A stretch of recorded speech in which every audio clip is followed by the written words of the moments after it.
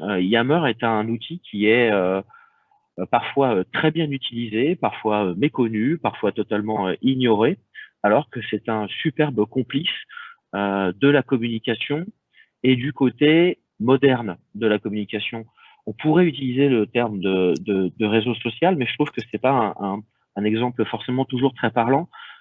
C'est Ce sont des espaces typés forum pour ceux qui ont l'habitude d'utiliser le web sur des passions personnelles ou sur des sujets particuliers. C'est une navigation verticale, c'est une publication qui est riche avec une mise en forme intéressante. Et Yammer, c'est avant tout en mobilité, intégré dans Teams, privé ou public, interne ou externe, mixte. Et c'est donc une grande facilité en termes de plateforme pour se dire qui parle à quel public, de quelle façon, avec quel ton et à quelle fréquence.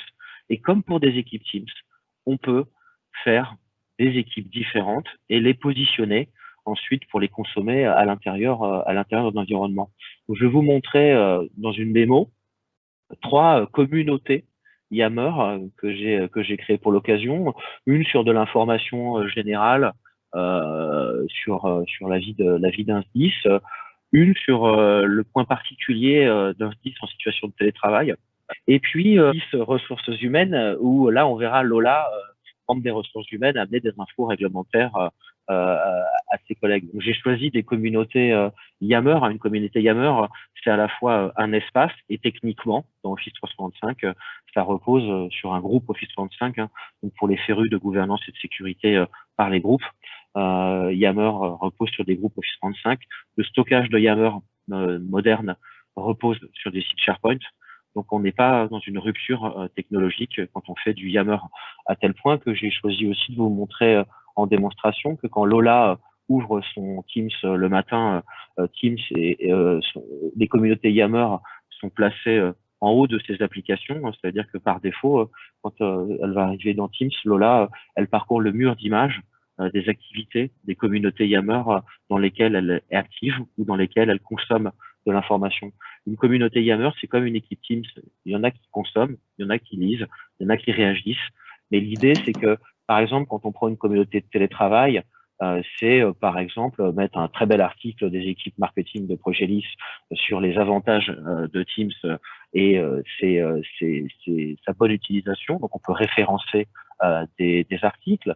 Lola a aussi référencé une expérimentation du SDMIS qui a publié sur sa page Facebook des informations publiques. Donc ici, on a une expositif l'expérimentation du télétravail et du travail sur site distant avec une explicitation du dispositif qui a été mise en ligne et qui présente un peu le fonctionnement. Donc ici, Lola permet à ses collègues de capitaliser des expériences sur des SDIS pour éventuellement apprendre. Le SDIS, c'est aussi perturbant, donc on a référencé en équipe télétravail un article de Ouest France sur la façon dont certains pompiers se sont organisés ou sur certains pompiers vivent le télétravail. J'ai beaucoup d'articles de cette presse. Le télétravail ne coule pas dans les veines d'un sapeur-pompier. Bon, rassurez-vous, ça coule dans les veines de pas tout le monde. Hein. C'est quelque chose de particulier. On s'y fait. Il y a des règles, il y a des façons pour que ça se passe bien. Utiliser Teams, c'est bien, mais effectivement aussi faire 5 heures de Teams dans la journée, ça a ses limites. Effectivement, le télétravail, ça se discute. Donc, on a mis des conseils aussi sur la façon de travailler. Et une équipe et une communauté, c'est aussi des référencements de sites web. Ici, Lola, qui est au RH, a publié un raccourci vers la fonction publique et les documents des ministères de tutelle ou des documents de référence, selon que vous soyez un type de contrat public ou privé, vous allez pouvoir accéder à ça. Vous pouvez accéder, ici j'ai mis un petit clic, je ne vais pas le faire parce que ça fait une démo complexe, mais je clique ici, assistance Teams, je vous amène directement dans un canal pour chatter dans Teams avec l'équipe informatique de support qui répondra à vos questions, ou une équipe RH qui répondra à vos questions en version hotline en télétravail. Et ça, je peux le mettre dans une communauté Yammer juste avec un petit bouton. Donc c'est des choses qui sont hyper intéressantes.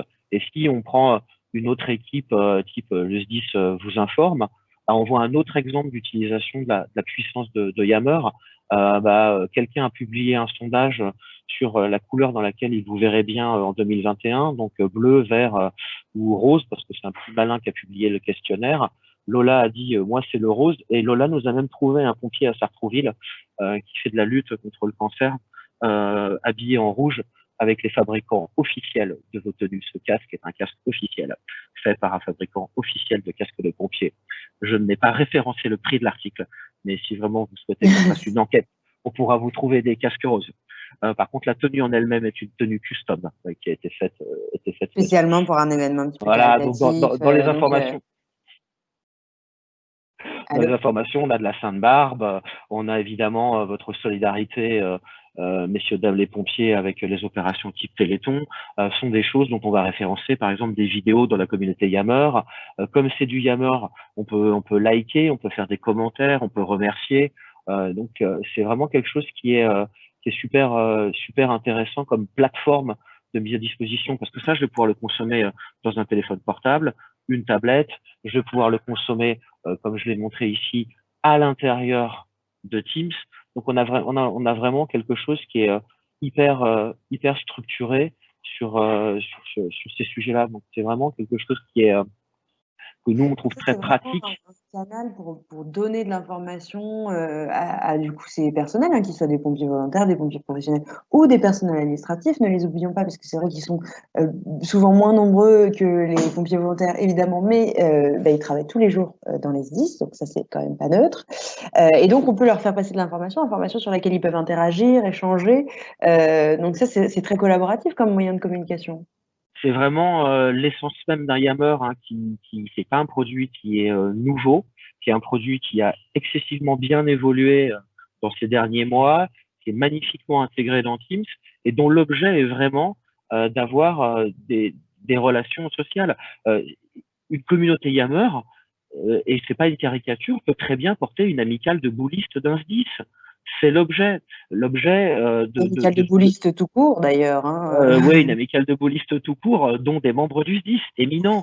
Mais je peux aussi avoir des gens qui sont en évaluation d'un nouveau véhicule et qui veulent en partager et en interne et en externe des étapes d'évaluation ou des retours d'expérience en vidéo ou faire des démonstrations de mise en œuvre de certaines pratiques techniques.